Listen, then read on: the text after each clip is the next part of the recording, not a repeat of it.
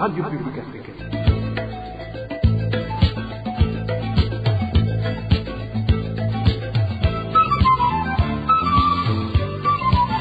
Radio Publique Africaine.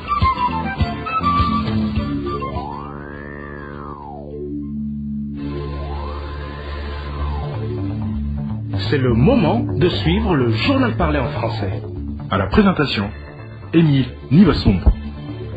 Nous sommes le 16 décembre 2024 et voici les principaux titres de cette édition.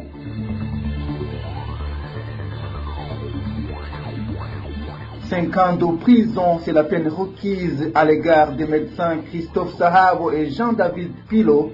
Le réquisitoire jugé fantaisiste, et comme vous allez le suivre tout à l'heure, certains fonctionnaires du ministère de la Santé réclament 2 mois de salaire. Ils accusent leurs supérieurs hiérarchiques de détournement de fonds. Nous allons également en parler. À la fin de ce journal, nous allons nous rendre dans le camp d'Ondouta où certains travailleurs de Médecins sans frontières réclament des indemnités de chômage. Tout de suite, le développement du journal.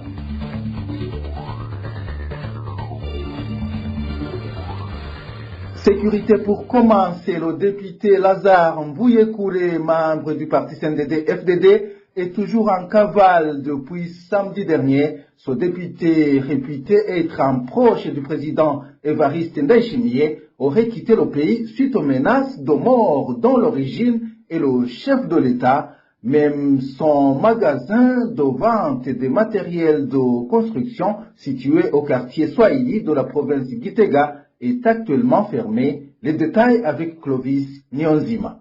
Ceux qui l'ont vu pour la dernière fois indiquent qu'il a été aperçu vendredi dans la ville de Bujumbura. Toutefois, sa famille fait savoir qu'il ne l'a plus revu depuis samedi et qu'il aurait fui à cause des menaces lancées contre lui par le président Ndayishimiye avec qui il était ami proche.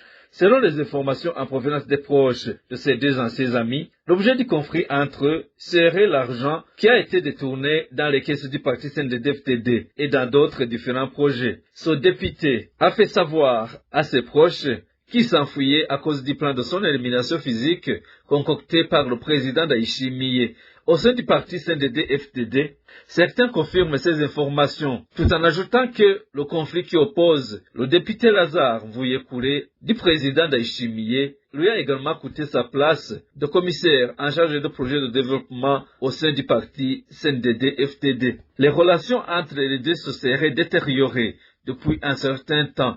Nos sources révèlent en effet que le conflit entre Mbouyekouré et Ndayishimiye porte sur beaucoup d'argent détourné des caisses du CNDD-FDD, y compris l'argent qui était destiné à construire l'hôtel de l'Alliance d'Igitaniro. D'autres nous ont révélé que le commerce illégal de l'or que ce député et le président Ndayishimiye faisaient ensemble en est une autre cause de ce conflit. Dossier à suivre. La rédaction de la RPA a pu répertorier 5 cas d'assassinat dans 4 provinces du pays au cours de la semaine écoulée. Parmi les victimes figure une femme qui a été tuée après avoir été violée. Les détails avec Emmanuel Ndayishimiye. La première personne assassinée répertoriée par la rédaction de la RPA est une femme dont l'identité n'a pas été reconnue. Son cadavre a été retrouvé ce dimanche au quartier Mutakula de la zone Chibitoke à mairie de Bujumbura. Des informations en provenance de cette localité indiquent que la victime ne portait pas de vêtements, ce qui faisait penser qu'elle aurait été violée avant d'être assassinée par des malfaiteurs non identifiés. En province de Kirundo, un citoyen connu sous le nom de Sibomana, surnommé Pocho, âgé de 45 ans, a été tué à coups de bâton par des individus qui lui accusaient d'avoir volé des bananes dans un champ situé sur la colline Kanyinya, commune et province Kirundo. Son cadavre a été découvert vendredi matin et des individus ont été arrêtés pour des raisons d'enquête. En province de Bubanza, la rédaction de la RPA a pu répertorier des personnes tuées au cours de cette semaine écoulée. La première est un enfant de 8 ans, dont le cadavre a été retrouvé mercredi dans la localité de Kajeke, située en commune de Bubanza. Cet enfant était porté disparu depuis 3 jours. Certains parmi ceux qui ont découvert son cadavre ont révélé que cet enfant a été tué à coups de couteau. La deuxième personne est un homme qui n'a pas été identifié, dont le cadavre a été découvert également dans la localité de Kajeke mercredi dernier. Les corps sans vie des 2 personnes assassinées en province de Bubanza étaient en décomposition. L'autre personne assassinée répertoriée par la RPA est originaire de la province Gitega. C'était un homme âgé de 61 ans. Son cadavre a été découvert mercredi dernier dans sa maison située sur la colline Muyange, commune Mutaho. Des informations en provenance de cette localité indiquent que cet homme a été étranglé par des individus non identifiés. Je vous le disais en titre, une peine de 5 ans d'emprisonnement et d'une amende de 207 millions de francs burundais, c'est ce qu'a requis le parquet ce dimanche 15 décembre à l'endroit de 2 médecins, Christophe Sahabo et Jean-David Pilot, un réquisitoire jugé fantaisiste par ceux qui suivent de près ce dossier, à voir le manque de preuves du ministère public. Josiane Mouzaneza revient sur les grandes lignes de cette audience.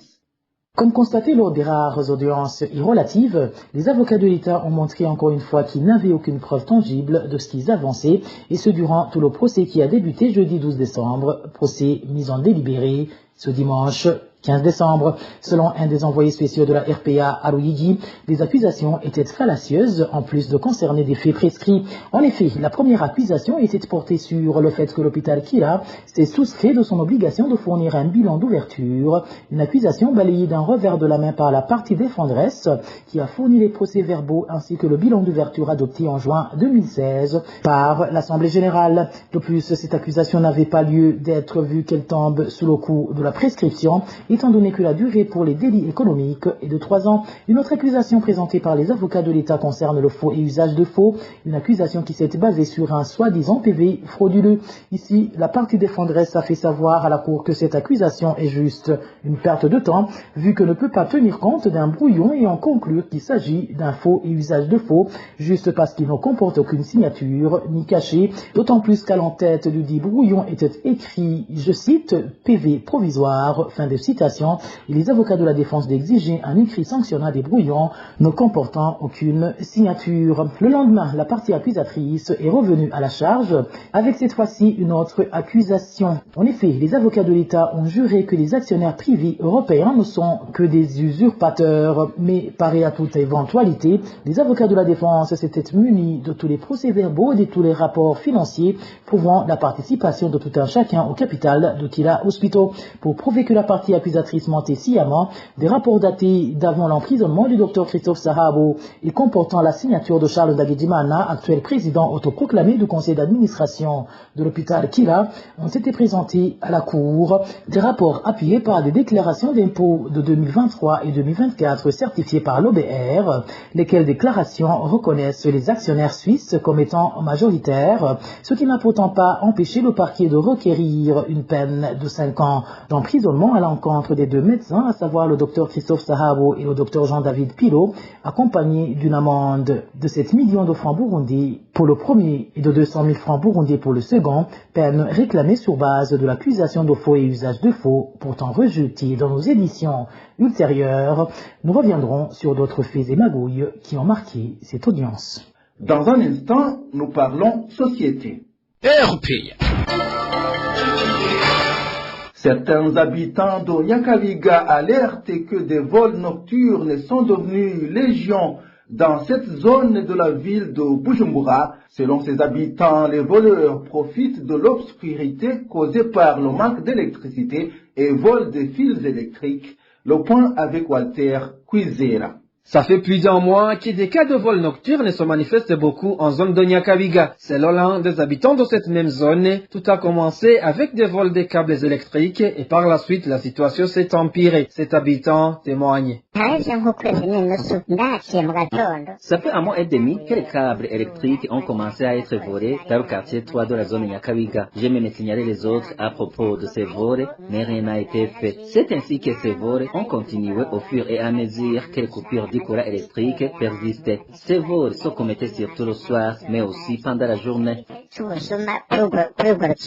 Actuellement, les habitants de la zone Nyakabiga indiquent que cette situation est devenue de plus en plus terrifiante pour ceux qui empruntent une route dénommée Avenue de la Mort.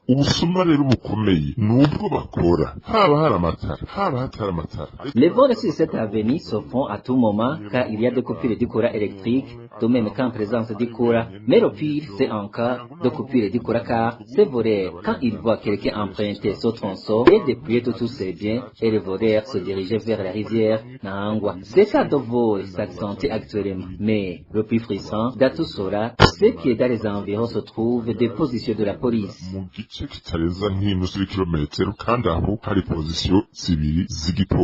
Pour le moment, les habitants de la zone Nyakabiga demandent à la régie des eaux de leur fournir assez de courant électrique pour éviter que des voleurs profitent de l'obscurité.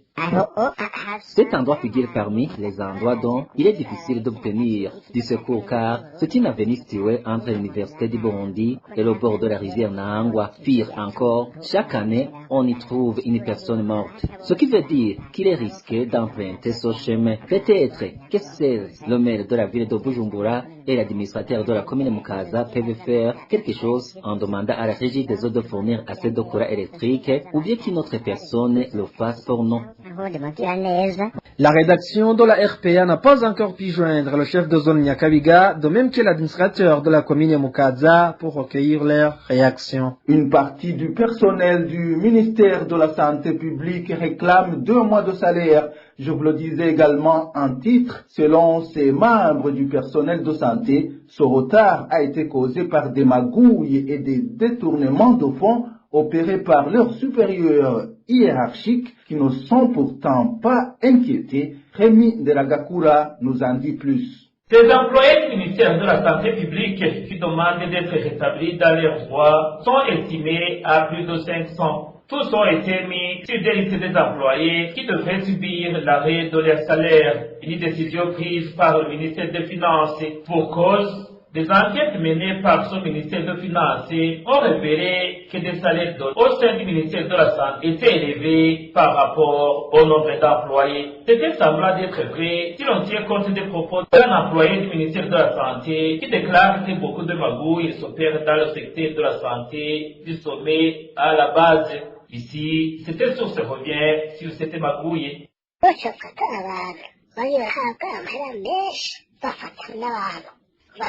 Ils ont pris des salaires des employés qui obtenaient des salaires élevés par rapport à leur grade, puis des salaires des employés fictifs, et enfin ceux des employés toujours en fonction, et ont tout mis ensemble dans l'objectif de fausser la vérité. Ces employés indiquent actuellement qu'ils ne comprennent pas pourquoi ils sont toujours victimes des fautes commises par leurs supérieurs. Cette source qui fait partie des dirigeants du district sanitaire de Makamba déplore la négligence des autorités par rapport à cette question. Ce qui est attristant, c'est le fait que le médecin provincial semble tout négliger. Il dit que tout provient d'en haut. Donc, concernant le salaire net, ils ont tout caché. Ils montraient seulement l'emploi type. Ces données cachées ont été collectées au cours du recensement des employés fait par le ministère des Finances, lequel le ministère a confectionné des listes de fonctionnaires. Cet infirmier de la province de Kayanza indique que c'est inédit qu'un employé soit informé qu'il n'est plus vivant, alors qu'il l'est toujours. Ils ont été mis sur des listes et ils avaient été également recensés car ils étaient au travail. Ils ont été sidérés par le fait que cette liste sorte alors qu'ils sont au travail. Ils n'ont jamais arrêté leur travail, ce qui nous fait penser que ce sont des erreurs commises au sein du ministère. C'est honteux de voir que des employés qui prestent toujours ont été considérés dans le recensement comme des employés fictifs. Après avoir constaté l'injustice et leur infligée, des employés se sont approchés de leurs supérieurs pour envoyer des pièces qui justifient qu'ils sont toujours au travail. Une demande qui semble avoir été jetée dans les oubliettes.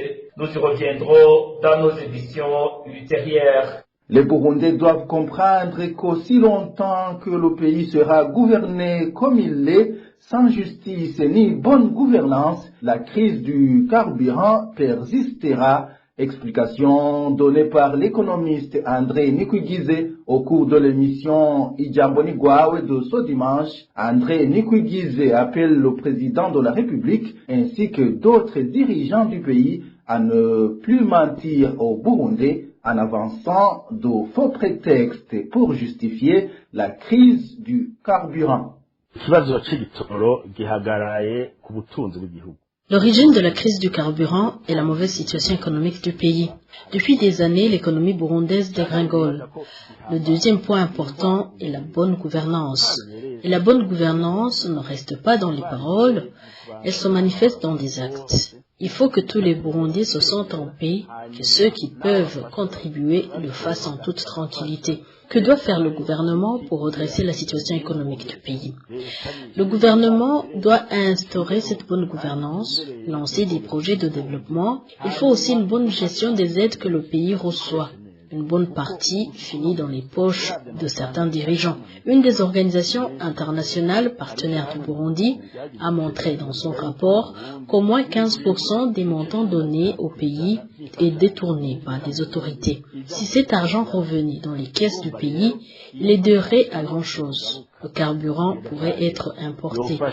essence ikaboneka ayo madovize akaboneka umukuru w'igihugu ntaguma besha ngo hariho abantu bariko baramugwanya ngo babuza essence kwinjira mu Burundi. None iyo essence yo kwinjira yaguzwe n'amafaranga avuye he ko tuzi ubutunzi bw'igihugu ingene bumeze? Nta mafaranga ariho. Que le président ne mente plus, disant que la crise du carburant est causée par des personnes qui s'opposent à ces projets. C'est du mensonge. Nous connaissons tous la santé financière du Burundi. Ils n'ont pas les devises pour importer l'or noir. Le peu de devises disponibles est donné par clientélisme à des proches, des hommes forts de leur parti. Il faut une bonne gestion et que le peu de fonds disponibles soit bien géré dans l'intérêt national. Il faut aussi revoir les dépenses, les importations. Ils ne cessent d'acheter des véhicules de luxe, des champagnes et whisky des autorités, alors que le peuple, lui, est affamé. Par an, le Burundi a besoin de 360 millions de dollars pour importer le carburant. Or, avec les exportations, le pays n'a que 200 millions de dollars. Donc, il n'y a pas suffisamment d'argent. Il faut donc être rationnel et diminuer ces dépenses inutiles. Tout pays connaît des périodes économiques difficiles. Ils prennent des mesures rationnelles. Ce qui n'est pas le cas chez nous, ils agissent comme si la situation était normale. Et du moment que nous dépendons encore des aides, nous devons respecter les exigences.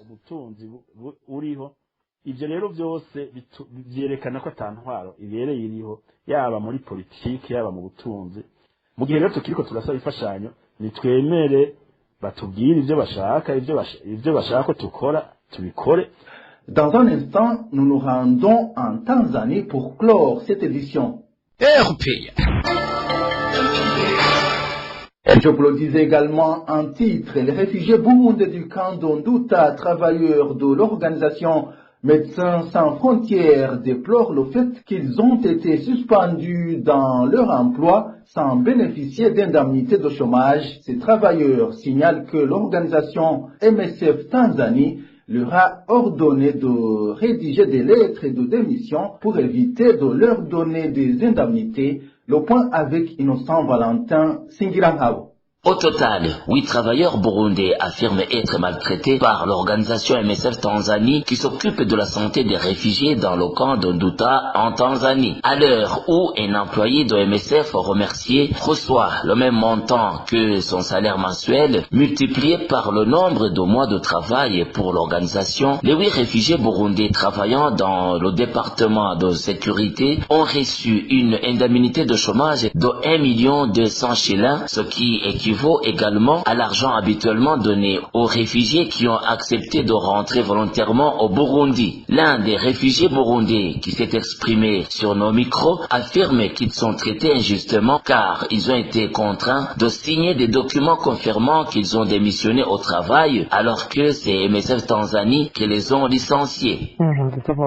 Les réfugiés burundais sont contraints de signer des documents autorisant le rapatriement librement consenti. On les les oblige également de rentrer comme des désertants alors que ce n'est pas le cas parce que c'est l'organisation qui les a licenciés. Nous remarquons que c'est la même maltraitance habituelle d'ici en Tanzanie car ces travailleurs n'ont pas rédigé une lettre de démission. Outre la colère de ces travailleurs de MSF Tanzanie parce qu'ils n'ont pas été traités conformément à la loi, ils craignent également d'être expulsés de force vers le Burundi en raison du piège que leur tend cette organisation pour la santé humaine dans le camp d'Onduta. Vous comprenez qu'ils doivent signer un document attestant qu'ils veulent retourner au pays natal alors que ce n'est pas le cas. Demain, on ne sait pas si le gouvernement tanzanien ne peut pas prétendre que dans l'organisation où ils travaillaient, ils ont signé pour rentrer chez eux puis les refouler. Sachez que les 8 travailleurs burundais qui ont été licenciés dans le domaine de gestion de la sécurité de MSF Tanzanie dans le camp d'Onduta ont été remplacés par d'autres employés de KK Security. À ce propos, nous n'avons pas pu joindre ni les responsables du camp d'Onduta ni les autorités de MSF Tanzanie pour obtenir des éclaircissements. Voilà, c'est ainsi que s'achève l'édition du 16 décembre 2024. Merci de nous avoir suivis. À la présentation, c'était Émile Nibasumba. Au revoir.